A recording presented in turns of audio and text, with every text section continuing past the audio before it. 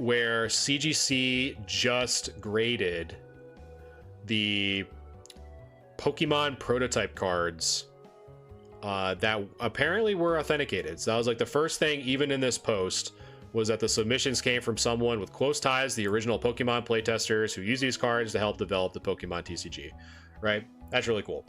And when I was kind of doing some fact checking, one forum that I highly recommend to kind of like, sometimes there's some really good nuggets of information or really good dialogue back and forth, but the forum is called E4, so EFOUR. And sometimes I'll go there for just, you know, just to kind of see what collectors are thinking, like higher end collectors, or just like general conversations that are happening. And so when I was doing my investigation, a lot of other people who were pretty notable in that community were also talking about these cards, and they are in fact legit. But I think it's just very interesting that they're now starting to come to light. And, you know, things like, why didn't they grade with Beckett, or why didn't they grade with PSA? Like, why did they choose CGC? Like, was it because Beckett or PSA, you know, this is like too niche to grade? I don't really know. But you would think that based off of the, like, almost like the historical significance of these cards, if they were truly, you know, prototype cards for like one of the biggest franchises ever, like ever. If you guys didn't know that, Pokemon is the #1 top franchise, like over Star Wars, over Hello Kitty, like all that. Like Pokemon's like the top dog for sure. So it's just interesting, and you kind of see like how they like kind of translate it over. It's interesting that CGC was able to like, oh yeah, we'll grade them, you know what I mean?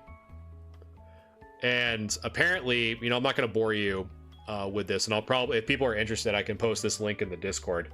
But apparently they did a lot of really interesting testing methods to verify if these were real or not, or like made at the same time. They use like X-ray scanners to measure the chemical composition of the card. It's like crazy. Apparently this is what this is. And then this is basically more just like fact checking that these were actually legit, and like why they graded them, and why did they want to even care about looking at them or whatever. You know, it's really cool to see this history kind of come to light that, you know, has only really been kind of talked about but never really seen. So I think it's really cool.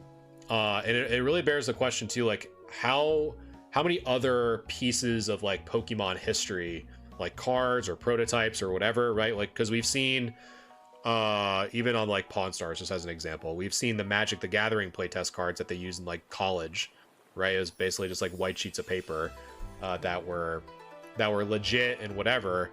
So it's interesting to see what other cards, right? We had like the Blastoise when they're doing the Wizards of the Coast, where it has the Blastoise on the front and the Magic the Gathering cardstock on the back.